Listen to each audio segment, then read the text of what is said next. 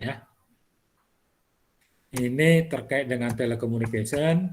Nah, ini kita review dulu tugas minggu ke-6 ya. Minggu ke-6 itu tugasnya cari explore inventor atau penemu di bidang electrical engineering ya. Apa yang harus dilakukan? Tuduhnya tempelkan link video inventor penemu yang berjasa di bidang electrical engineering. Selanjutnya unggah ke blogmu dan berikan beberapa paragraf untuk menjelaskan isi dari videomu itu. Nah, bagi mereka yang tertantang, mau menantang, ya silakan buat video pembelajaran terkait electrical engineering. Ya, bisa lewat PPT atau ya kalau mau lebih canggih lagi silakan. Tapi ini adalah tidak wajib, ya. Tapi bagi yang mau semangat berbagi, menantang silakan. Selanjutnya upload di channel YouTube-mu karena kita sudah harus mendrill, ya, punya channel sendiri, ya satu dari per grup, dan unggah ke blogmu. Nah, jadi tidak lagi mengambil video orang, tapi sudah video sendiri. Nah, kira-kira gitu idenya. Berikan beberapa paragraf untuk menjelaskan isi videomu. Ya. Semua akan kita nilai, ya karena nggak ada UAS-nya, semua nanti akan kita nilai proses penilaian dan penampilan itu setelah UTS. Oke, capaian mata kuliahnya adalah mampu memahami proses rekayasa pada beberapa disiplin rekayasa. Nah, disiplin di sini adalah telecommunication engineering. Ya, sampai saat ini kita sudah sampai ke mechanical engineering, computer engineering, economic engineering, ya. Nah, ini kita masuk ke telecommunication engineering. Kita bicara telekomunikasi berasal dari dua kata, tele yang berarti jauh dan komunikasi yang berarti ya terjadi komunikasi. Nah, telekomunikasi komunikasi jarak jauh yang memungkinkan seseorang mengirimkan informasi atau menerima informasi ke atau dari pihak lain dan letaknya berjauhan. Nah, kalau kita survei kata telekomunikasi, maka kalau dia semakin dekat, maka itulah yang meaning yang paling dekat, yaitu komunikasi, internet, telepon, ya, informasi, sinyal, ya, network, radio, televisi, sistem transmisi adalah kata yang dekat dengan telekomunikasi. Peran teknologi telekomunikasi saat ini ya membuat jarak jadi tidak berarti. Komunikasi dapat dilakukan secara online tanpa ada batasan ruang dan waktu, kapanpun, dimanapun. Nah, dengan peran telekomunikasi ini, ya, maka kita bisa memanfaatkan, meningkatkan kemampuan kompetensi literasi digital kita. Ya, jadi saat ini era digital, ya saatnya mengembangkan kompetensi yang disebut dengan literasi digital. Ya. Dasar sistem dalam teknik telekomunikasi itu adalah digital signal, dasarnya adalah sinyal yang merambat, baik secara digital maupun secara analog. Ya. Nah, sinyal analog ini adalah sinyal ya, continue yang berbentuk gelombang, continue, yang membawa informasi, ya. Informasi apa yang terkandung dalam sinyal yang merambat ini? Dia memiliki amplitudo, memiliki frekuensi berapa frekuensi per detiknya, ya. Frekuensi ini menggambarkan kenyaringan suara, ya. Amplitudo ini menggambarkan keras tidaknya suara. Fasa menggambarkan delay-nya. Ya. Nah, itulah informasi dari suatu sinyal analog. Nah, frekuensi dengan periode hubungannya berkebalikan. Ya. Nah, sinyal digital itu disebut juga sinyal diskrit. Ya. Jadi sinyal analog dicuplik, kemudian nilai tegangannya dikonvert dikuantisasi, kemudian dikonvert menjadi 0101 yang menggambarkan digital, ya. Ada bentuknya yang kembali ke 0, return to 0, ada yang tidak kembali ke 0, non return to 0, ya. Nah, kasus sinyal digital contoh di sini adalah non return to 0 ketika titik-titik tengah ini adalah sebagai 0, dia tidak kembali ke 0. Nah,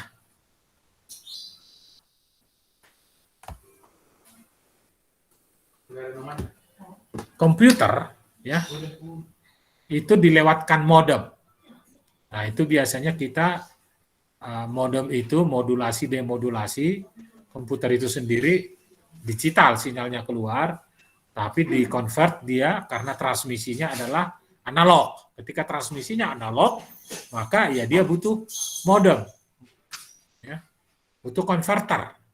Jadi dicek, ya, apakah karena saat ini ya transmisi digital juga sudah mulai berkembang. Ketika dia belum digital, butuh konverter, ya, dari digital ke analog. Ya. Dan di penerima ada dari analog ke digital, ya. Jadi sinyal yang merambat, sinyal suara yang merambat dengan frekuensi tertentu, amplitude tertentu, bentuknya analog, ya. Maka butuh konversi analog to digital. Kemudian dikodingkan, dibawa ke frekuensi tertentu melalui teknik modulasi, ya. Kemudian dimultiplexing agar membawa beberapa pembicara dan multiple access, ya.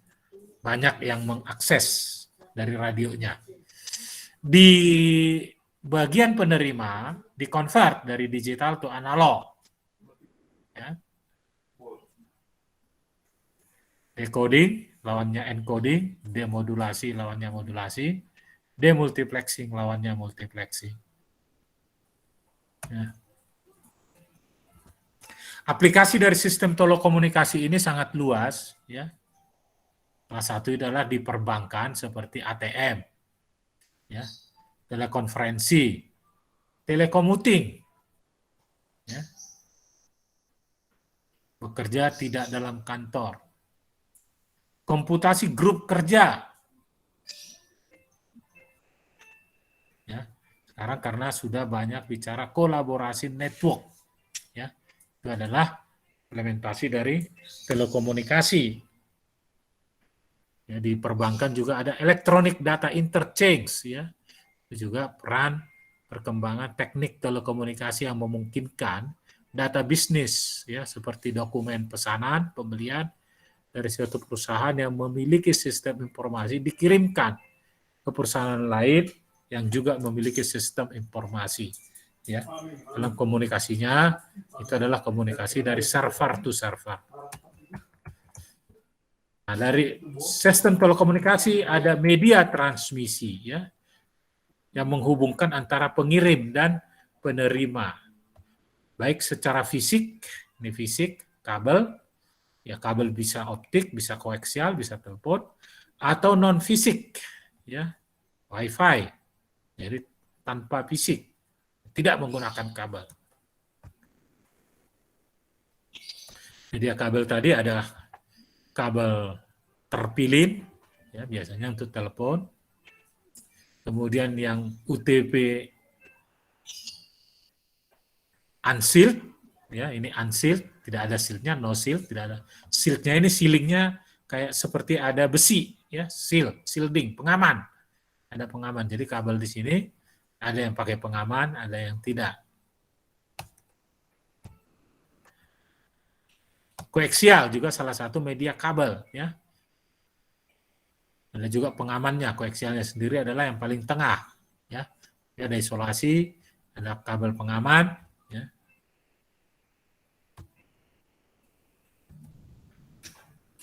Media serat optik, ya.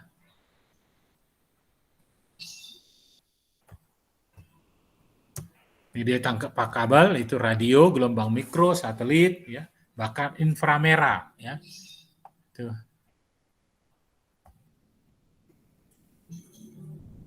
Nah, selanjutnya adalah aplikasi artificial intelligence dalam industri telekomunikasi, ya. Artificial intelligence (AI). Sebenarnya AI sudah dikenal sejak lama, ya, namun baru mulai dikembangkan secara nyata pada pertengahan abad ke-20, yaitu pada tahun 1956. Ya. Ini merupakan aktivitas yang dilakukan manusia. Ya. Jadi artificial intelligence itu sebagai aktivitas yang dilakukan manusia untuk membuat sebuah teknologi agar memiliki fungsi dan perilaku seperti halnya manusia.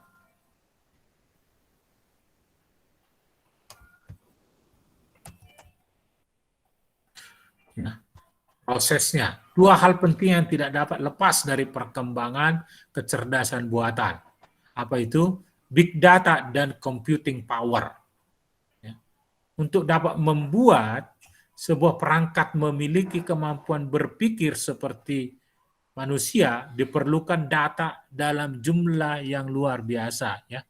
Bagaimana menganalisa data itu, itulah berkembang apa yang disebut big data analytics. Secara sederhana, data yang dipergunakan dalam teknologi kecerdasan buatan dapat dikategorikan menjadi dua.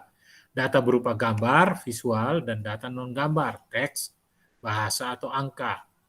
Ya. Kecerdasan buatan dapat dibuat dengan data visual, tentu saja dipergunakan untuk menganalisa, mendeteksi objek atau foto atau video. Ya. Dengan meniru cara kerja mata manusia dan melihat dan mengenal objeknya. Jadi kecerdasan buatan pada sektor telekomunikasi, contoh misalnya pada chatbot di sektor telekomunikasi, ya, bagaimana chatbot membantu operasional dalam layanan otomatis, ya. Ini bisa dilakukan karena ada perilaku sifat pertanyaan yang berulang-ulang yang masuk ke chatbotnya, ya. Volume panggilan masuk yang cukup besar, ya perlu mesin robot. Penyelesaian masalah yang membutuhkan komunikasi dengan departemen lain. Pertanyaan yang mengalir dalam waktu 24 jam 7 hari karena robot sudah bisa menungguin. Aplikasi kecerdasan buatan pada sektor telekomunikasi lainnya, misalnya pada optimasi network, ya. Network optimasi itu sangat penting dalam kinerja dari suatu jaringan, ya. Gimana meningkatkan kinerja dengan ya membuat metrik sehingga penting memori dan CPU, ya berapa kapasitasnya, paket loss, jitter, latensi, delay, traffic, itu adalah metrik-metrik yang digunakan pada sektor telekomunikasi di mana kecerdasan buatan berperan di sana. Aplikasi lain dalam kecerdasan buatan pada sektor telekomunikasi, ya, dengan memanfaatkan data, algoritma, dan kemampuan pembelajaran, itu machine learning, tingkat lanjut untuk memperkirakan hasil di masa mendatang dengan membangun data historis. Ya. Ini terkait dengan prediksi. Ya.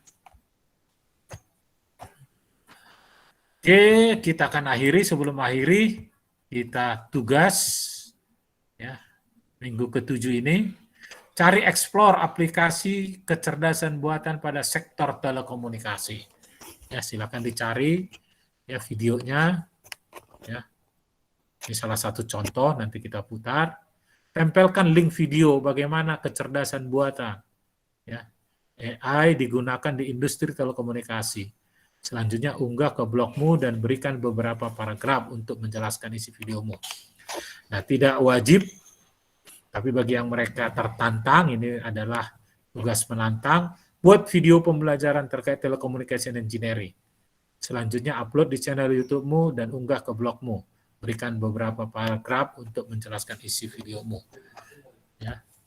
Itulah topik kedua kita, tapi sebelum kita akhiri, kita lihat dulu salah satu video pembelajaran yang terkait dengan telecommunication engineering. Ya.